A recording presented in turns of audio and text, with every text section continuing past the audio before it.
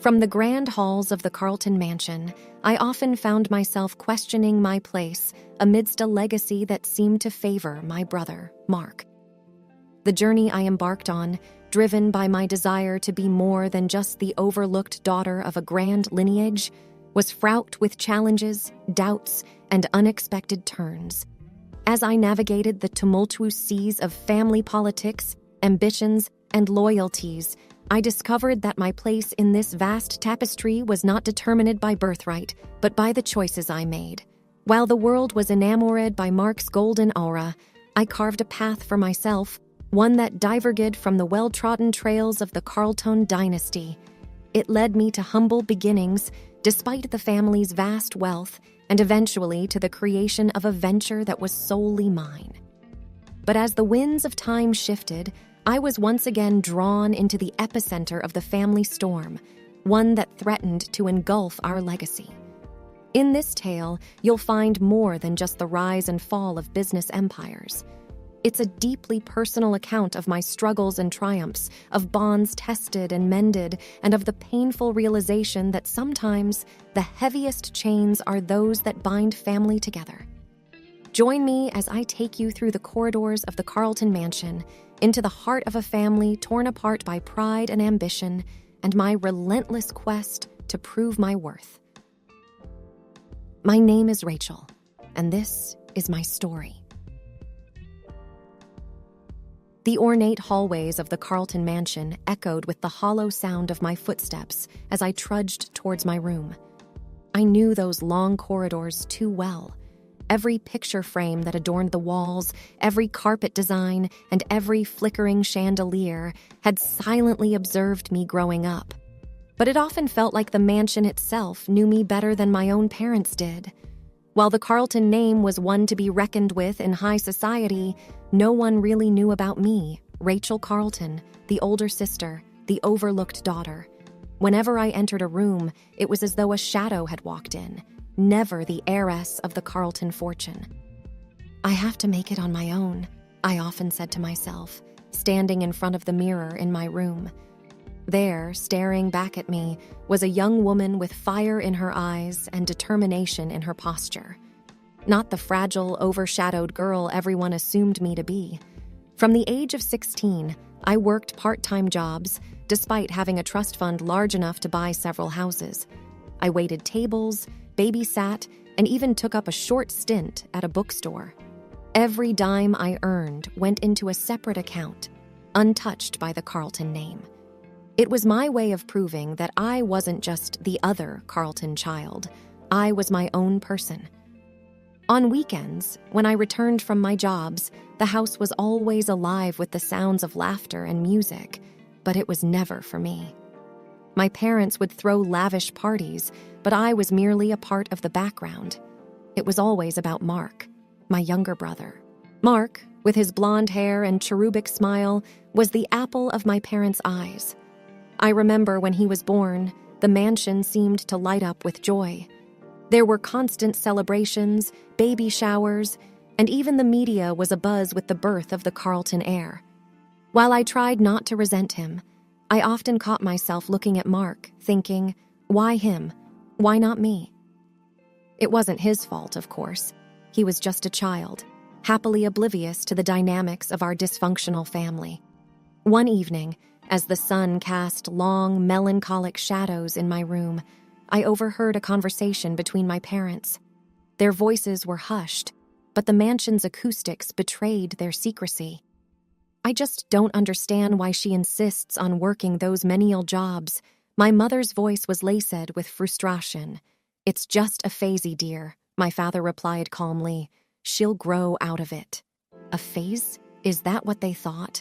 My entire struggle to establish my identity was just a passing whim in their eyes. I had to show them, and the world, that I wasn't defined by the wealth and prestige of the Carlton name. I was Rachel, and I had a voice that deserved to be heard. Determined, I decided to take on a new challenge, something that would push me out of my comfort zone. A project that would define Rachel Carlton, not by her family's wealth, but by her own grit and talent. And while I was yet to figure out what that would be, I was resolute in my decision to make a mark, one that was separate from the golden boy of the Carlton family. But what could that be? The answer didn't come to me immediately. It was during one of my shifts at the bookstore when I stumbled upon an old, dusty book about community service and making a difference. The ideas and stories inside it ignited a spark in me. Maybe, just maybe, I had found my purpose. And as days turned into nights and the pages of the calendar flipped, I found myself immersed in a world far removed from the glitz and glamour of my family's lifestyle. But this new world, though challenging, gave me a sense of purpose and identity that the Carlton mansion never could.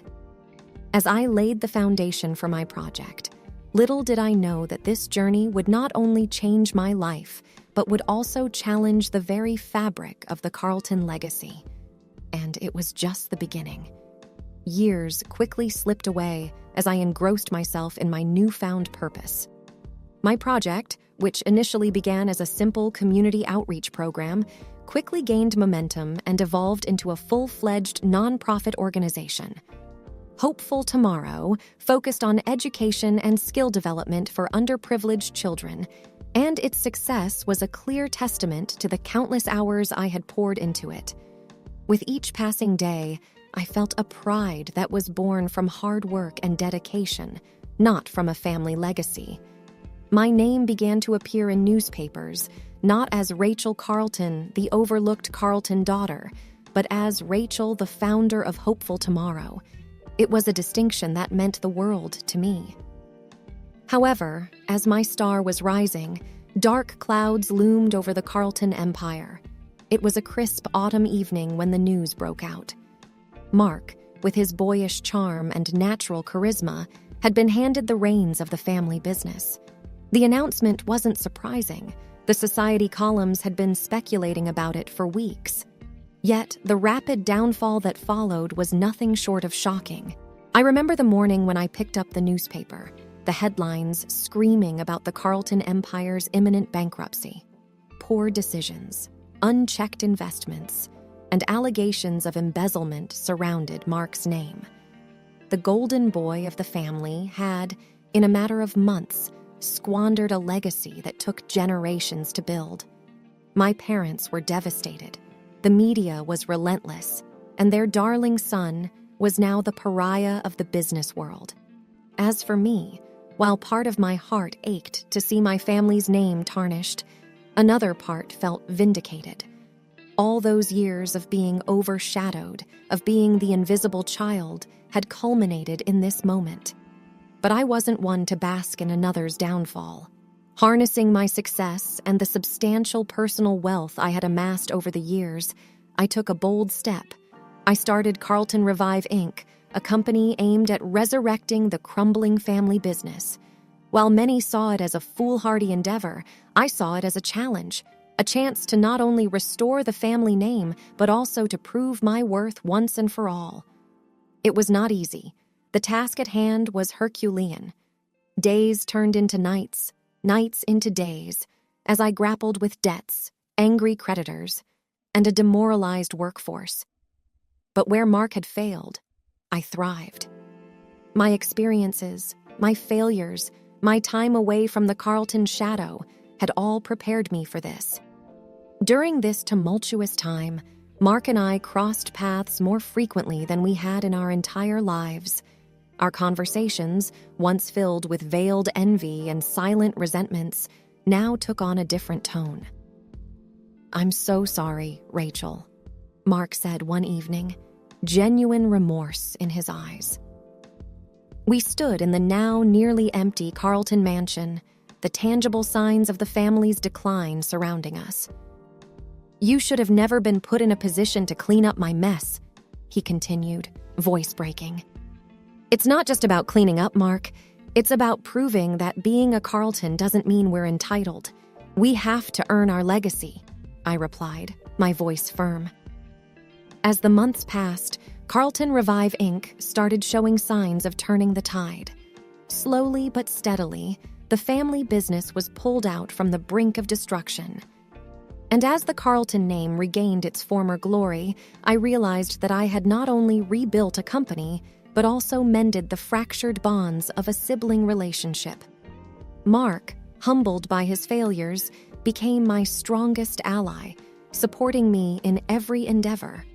Together, we embarked on a journey, not as rivals, but as two siblings united in their goal.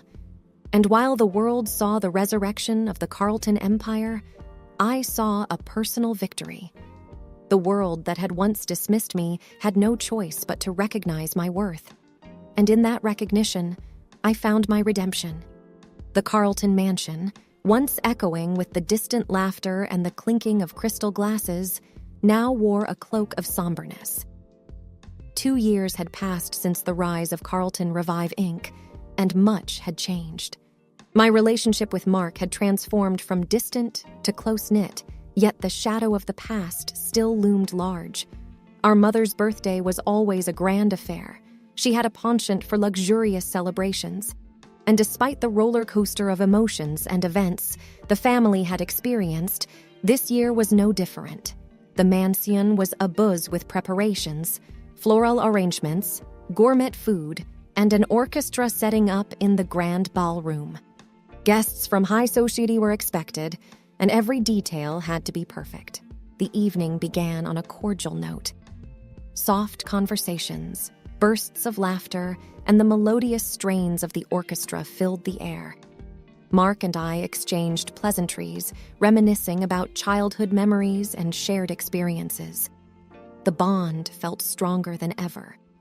Dinner was served in the grand dining hall, a long table adorned with silverware and intricate china. It was during the dessert course, with the golden glow of the chandeliers reflecting off the crystal glassware, that our mother cleared her throat, drawing everyone's attention. "Rachel, darling," she began, her voice sweet, yet with an underlying firmness. "You've done wonders with Carlton Revive. We couldn't be prouder. But I think it's time for Mark to find his footing again. I wish for you to make him a co-owner of your company." The room went silent. I felt every eye on me, gauging my reaction. My heart raced, and a myriad of emotions welled up inside. Surprise, anger, disbelief. "I've rebuilt the company from scratch, Mother," I began, trying to keep my voice calm and measured. "I've poured my blood, sweat, and tears into it. Mark had his chance with the family business, and he lost it." Mark shifted uncomfortably in his seat, his face a shade paler. Our father, always the silent observer, watched the scene unfold with an inscrutable expression. "I'm not saying this to undermine your achievements, dear," my mother continued, her tone imploring. "But he's your brother. Family looks out for each other." "And where was this family when I was overlooked and overshadowed?" I asked, my voice rising with emotion. "Where was this concern for family when I was struggling to find my place in the world?" Mark finally spoke. "Rachel, I don't want charity. I don't want a piece of your company out of pity." My mother shot him a sharp look, as if willing him to stay quiet. The tension in the room was palpable, a heavy weight that threatened to crush us all. Taking a deep breath, I finally responded.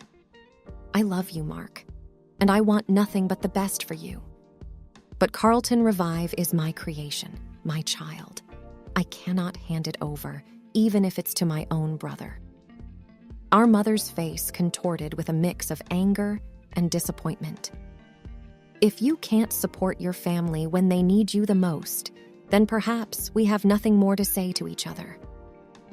The aftermath of that dinner was as cold as the winter that followed. Phone calls went unanswered, invitations declined, and the once close bond between Mark and me grew distant once more. The family that had weathered storms together was now fractured, torn apart by pride, legacy, and choices. And as I walked the corridors of the mansion that had witnessed my highs and lows, I realized that sometimes the cost of standing up for what you believe in could be the very ties that bind you.